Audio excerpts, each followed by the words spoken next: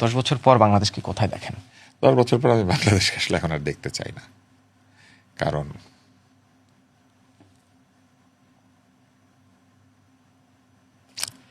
আমার যখন বয়স 18 আমি ভেবেছিলাম বাংলাদেশ বদলাবে, এবং সেই জন্য আমি 18 বছর বয়স থেকে আমি বিতর্ক করতাম। আমি অনেক চ্যাম্পিয়ন হয়েছি, আমার ঘর ভর্তি পুরস্কার, কিন্তু আমি ভেবেছিলাম এই পুরস্কার আমার, এটা তো মানুষের না।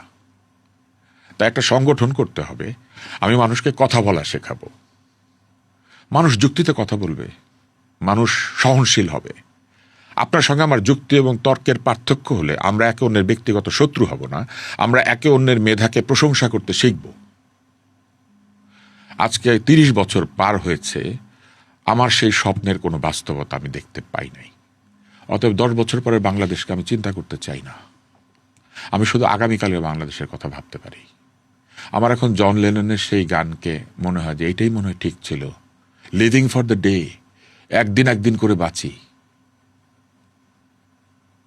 এবং সেই পৃথিবী কল্পনা করতে বলেছিল না John Lennon? Imagine all the people living for the day.